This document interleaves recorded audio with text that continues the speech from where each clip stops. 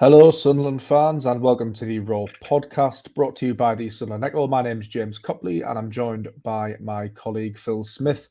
Unfortunately, Sunderland's season has come to an end. We're going to come on to that a little bit later. But Phil, there's only one place to start, really, and that's the future of Sunderland head coach Tony Mowbray.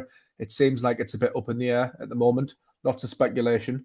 What do we actually know at this point? Yeah, I think it's quite a complex situation, really. I suppose it's something that's been kind of simmering away, really, for probably 3 or 4 weeks. Obviously, people remember the day after the West Brom game. There was that slightly strange, or strange timing, I should say, of the claims, that Sunderland might be looking at Francesco Farioli. And it was sort of a bit of an odd one, when Mowbray did his press conference later that week. He was very relaxed about it, and he said he didn't have a problem with clubs doing succession planning, etc., etc. But it was pretty obvious at that stage that there hadn't been much of a conversation behind it between him and the hierarchy, I don't think, which is obviously a bit strange. That did change the following week, when Mowbray said he did speak to Speakman, and then it was heavily played down, and they sort of moved on from there, I think. But of course, there was a second report on the eve of the first leg against Luton Town, which sort of said that Sunderland had a three-man shortlist potentially to replace Mowbray. I think it's important to stress at that point that at that stage, club sources did very much indicate privately that wasn't the case. But obviously, a virtually identical report emerged yesterday on the back of Mowbray's comments in his post-match press conference, when he sort of alluded to that there could be some uncertainty over his future. Now, that wasn't because of a conversation he's had behind the scenes. It was purely because of these reports that had kept popping up. So I think everybody's a little unsure what's going on, really. I think we all know that Sunderland, will always be sort of tracking managers because of that succession planning, that emphasis on trying to identify potential options for the future through data and through analytics. There's nothing particularly unusual there. I suppose where the unusual aspect of this story comes from is that, Sunderland clearly haven't reassured Mowbray particularly well off the back of these reports, and that's what's created this sense that maybe something's going on. And Mowbray certainly doesn't feel he should have to go and knock on somebody's door and say, is there anything to this? Because he's got another year left on his contract. He's done what we would all say has been a pretty exceptional job since he walked through the door. So I think understandably, he sort of doesn't think it should be him who's initiating that process. So I think although it's long-winded, I think that's where we're at. I think we're trying to ascertain whether, there is substance to these stories. And the reason why we're still having this conversation now is because clearly, Mowbray hasn't been sufficiently reassured by what he's heard behind the scenes to feel certain and that there isn't more to it. And that's, I guess, where we're in this little period of uncertainty. And that's probably where his comments on Tuesday night came from. A couple of points I'd like you to attack, Phil. The first one, is it possible within this 5-year plan that we know about that Tony Mowbray has sort of accelerated the plan to the next level and therefore possibly accelerated himself out of a job? And the second one is the no smoke without fire argument. This could possibly have been quashed initially. It hasn't been yet. It may well get quashed today or tomorrow. We don't know. We don't know what's going to happen. But I just can't get those sort of 2 points out of my mind. The first being that he might have done too well a job and advanced Sunderland too far in terms of this 5-year plan. And the second being that, there hasn't actually been anything officially said about this yet. Yeah, I think, beyond, as you said, a very brief conversation that Mowbray had with Speakman initially, in which it was played down. And as I say, just to stress, when this 3-man shortlist was initially sort of reported, which was coming up for a week ago now, it was privately denied. But clearly, as I said, what the phase that hasn't happened is a conversation where the hierarchy has spoken to Mowbray and he's come away from it thinking, oh, okay, there isn't anything in this of substance whatsoever. And that's why we are where we are now. In terms of the first point, well, I suppose the answer would be, if the decision is made, it won't be because Mowbray is underperforming. And so therefore, I guess it would be based on an assessment of whether they feel the only reason I think in which Mowbray goes is if they feel as if there's a viable target who's available and come and get the job. And so I suppose in that aspect of it, what you say would potentially be correct. Yeah. The other thing, of course, is that, we're at a stage where Mowbray's been in the job for 9 months now, and maybe there are conversations about the fit and the structure and how it's all working. That, to me, as to everybody else, seems strange when Mowbray seems to have performed so superbly against all really the metrics that he's been asked to, in terms of not just results, but developing young players, developing the style of play. I feel like he's connected really well with the supporters, which I do think is important when you're in charge of a club of this size as well. So it's a really strange scenario, I think, and I think it'll be interesting because either there's something to it and we'll find that out and we'll see where we go from there, or there's nothing to it, and then we'll all sort of be sat back going, well, how did we manage to get to that point then? And I think there'll be a lot of learning to do if we do get to that point. So yeah, it's an interesting one, and we'll see how it shakes out in the sort of next few days. I think it's completely understandable as well, the fan reaction. We ran a poll on the Sunderland Echo Twitter. It was only up for a couple of hours, but it got, I think it was a couple of thousand votes, and 94% of them felt that Tony Mowbray should stay. I guess that's testament to the job he's done with the striker issues, the problems in January's, but also the injuries as well. I guess where people are struggling is that the way this Sunderland sort of transfer committee or decision makers, hierarchy, ownership, whatever term you want to use, the model, they've talked about rewarding success and rewarding players and rewarding good performances. We've seen that with Dan Neil's new contract and Patterson, and you would have thought that may have extended to the coaching staff as well. So I think that's where it feels a bit uneasy for me, even though you're always wanting to progress and advance. It just feels, to be brutally honest, it would feel very harsh on a man who's done very, very well. Well, it would be harsh. There's absolutely no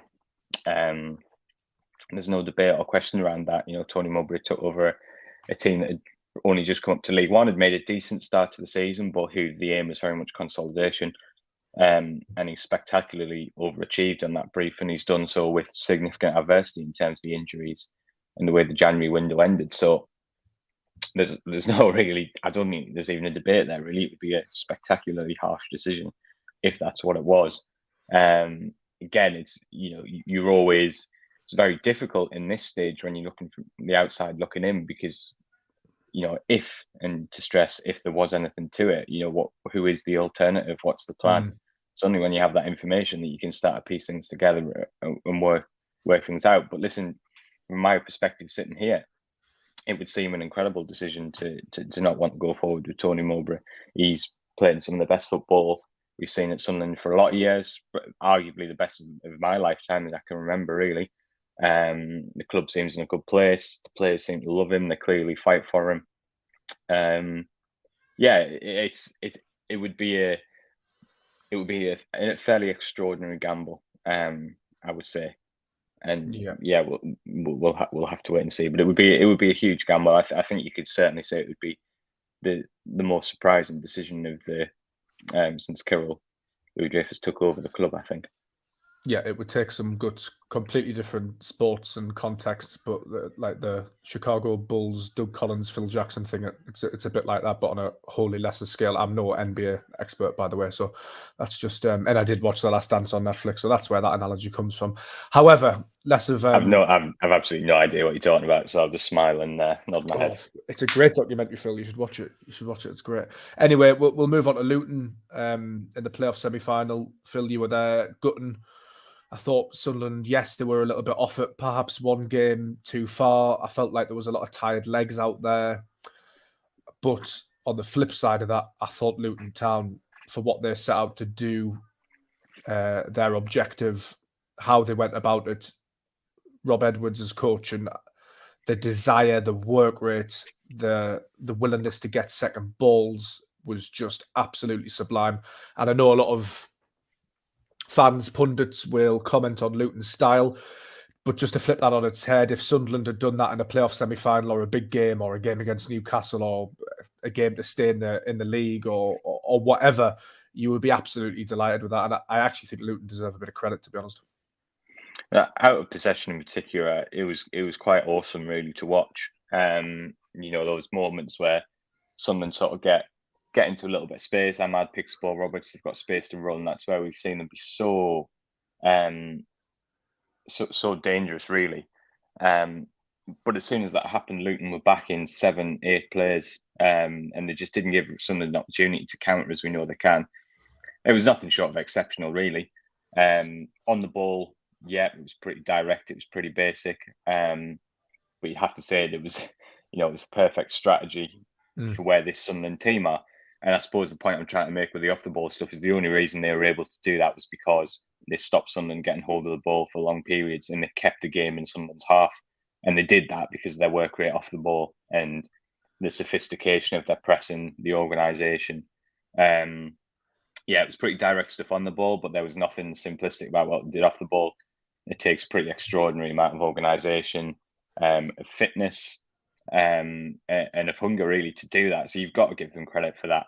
I think they will have undoubtedly benefited from the fact that their season ended slightly differently. So I think their players, because some of them will have been rested for the last day of the season and through that period, probably had a bit more in the tank at the end of 2 legs.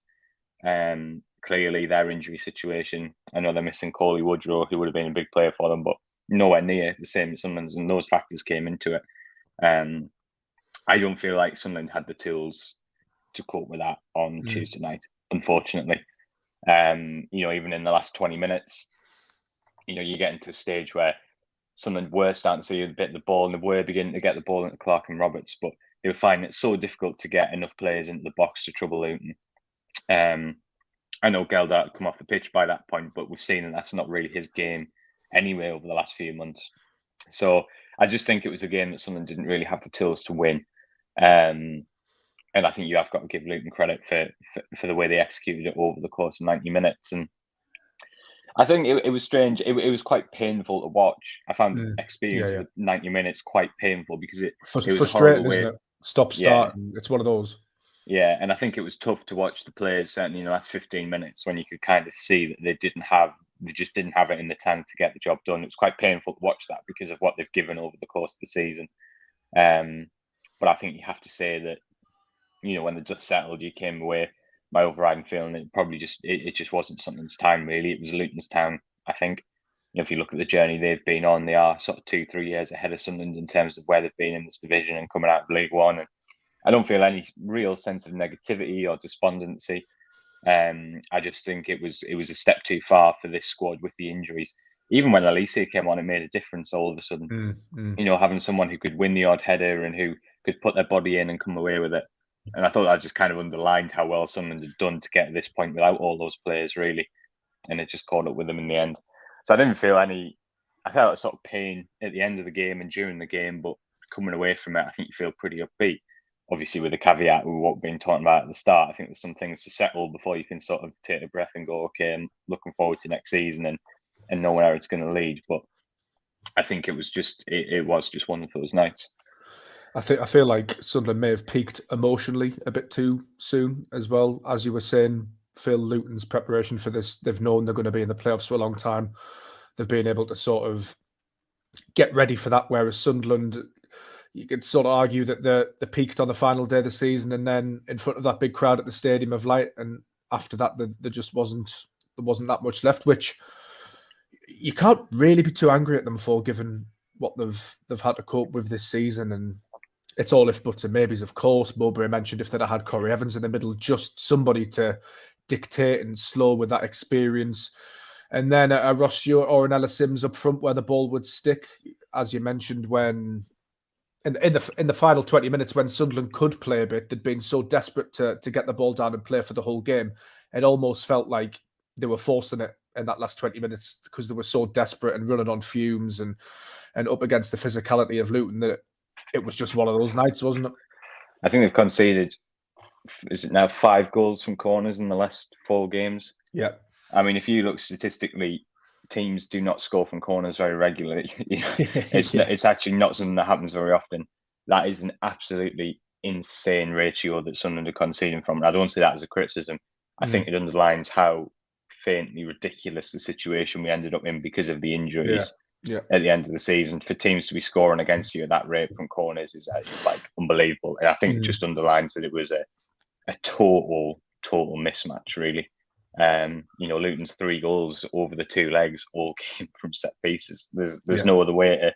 It's just a fact. So, it's maths. Yeah, and I think it's something that Mowbray sort of spoke about in recent weeks when he was getting a lot of praise for the style of playing. He certainly is someone who wants to play that way, but he has also made the point repeatedly it would look a little bit different if we had Stewart, Elise, Ballard. He'll always say we wouldn't be afraid to mix it up a bit, and it probably wouldn't be the kind of extreme style that we've seen, and we've loved it because they found a way to get results. But Sunderland's approach, we talked about. You're saying you can't knock Luton for the way they played. Absolutely right. And if Sunderland had had their full squad available, they would have approached the game in a very different way. I don't think they would have tried playing little sort of 1-2s and little triangles on the edge of their own box, but they had to play that high risk game. So it was tough. It was painful to watch, but I think when it just settles, it's hard to have any hugely critical thoughts. Really, I think it just. It was just, it was a game that the Sunderland probably weren't equipped to cope with at this stage. This is the way the world works, of course, but Sunderland lost the final game of their season, the playoff semi against Luton in the second leg, and then this Mowbray talk has come along as well. It's sort of overshadowed, Phil, what a great season it's been. It's been really, really, really enjoyable. Just a couple of moments, the equaliser away at Watford, the goal against Reading, Jack Clark, Patrick Roberts' 2 goals against Reading, the winner against Reading at the Stadium of Light, the 2-0 win over Borough, the win over Blackburn on Boxing Day, the equaliser against Watford, Patrick Roberts' stunning goal, winning on the final day of the season to get in the playoffs. It's been a real good fun ride watching fantastic football with a group of players who are really likeable, who all have good characters, shepherded by Tony Mowbray, who's done an excellent job. And it would be a shame now if the discourse going forward into the rest of the month is dominated by speculation and not how good a season it's been. But I guess that's how the world works a bit, isn't it? Yeah, it's how football goes. I think. I think it's also partly the uniqueness of the playoffs and losing in a playoff semi-final, because it is an incredible almost switch, because with one whistle, you're going from either potentially, another 2 weeks of the season, another 2 weeks of hype, and then the whistle, or the other way, which was even night whistle goes, and it's just like that, it's gone, and Ahmad's gone back to Man United, and Mishu's possibly, do you know what I mean? And it's just gone like that, and you don't get time to sort of process it. Whereas I suppose if you're a team in mid-table or whatever, you sort of, the season winds down, doesn't it? And you have all these conversations and reflections, or if you win at Wembley or lose at Wembley, you get a more natural sort of bask, I think. And losing the playoff semi-finals means you just don't. But it's been an incredible season, really. Thinking back to, for me, think back to even Watford away. I know we only finished 2-2, but Mowbray chucking Bennett on, chucking Barr on. We'd barely seen these players, and they were brilliant. The first time we saw Roberts and Ahmad just sort of playing with 2 right wingers, and it was all these little memories, really. I think just that process, and not just Sunderland winning championship games, which after what we've been through was amazing, but the way they were doing it, watching this kind of style develop, becoming more and more aesthetically pleasing, the players growing, the players enjoying it more, the players trusting themselves more. Little stuff like watching Dan Neil become this, this brilliant, almost holding midfielder, which is something that if 18 months ago we knew his talent, but we could never have predicted that at this level. So I think it has been an amazing season, and I totally get your point. It would be a shame if, there almost wasn't that time to reflect on it and bask in it a little bit before you move forward. But the reality is, isn't it? That's how the game goes. We've done this long enough. That is unfortunately just how it goes. And it's partly our fault as well. We have, column inches to fill and stuff happens. We have to report on it. So the agenda, I suppose, naturally moves on in a way. You mentioned 2 players there, Phil, just to round off the podcast. Amad Diallo. Doesn't sound like we're going to see him in a Sunderland shirt next season now, probably destined for a chance at Manchester United or alone at a top club, playing in a top division, which is a shame for what he's brought to the club. Just a word on him, and then a word on Edouard Michou as well. What's his situation? Just looking at his tweet last night, sort of sounded like a goodbye tweet to me, or read like a goodbye tweet. It did, yeah, but you got to be very careful sort of speculating overly on that, other than it did appear to be that way. I think it's a tricky one with Mishu, isn't it? I said this a few months ago when Mishu was in the team and doing really well. Is Mishu potentially great value for Sunderland? 100%. There's no doubt about it. He could make you a massive return on that. What we also said at the time, which I think is worth bearing repeating as well, is that we don't know what Sunderland's budget is, and if that sort of fee that's been agreed last year is going to be a significant chunk of that budget, you also have to consider the other positions that need filling, and the fact that centre midfield and certainly those technical number eights is a position in which Sunderland is very, very strong. And we've seen that in recent weeks because Mishu hasn't been able to get into the team because Eckwood's hit a fantastic batch of form. You potentially chuck Jay Matete into that, potentially Joe Bellingham, who it appears that could be a good chance Sunderland are going to sign this summer. So I'm not saying they're definitely not going to sign Mishu, but I think, when Mowbray spoke about it a few weeks ago, he said, look, it's a two-way conversation between the club and also with Mishu and his game time. Is he happy? And those are the conversations that will be happening now. But yeah, as I've said all along, it's not quite as simple as is Mishu talented? Yes, so we'll do it. I think there's a lot of factors to come into it. And yeah, like you say, it's one of the many things where we probably need a little bit more clarity and a little bit more time before we can step back and sort of make an assessment on what will happen.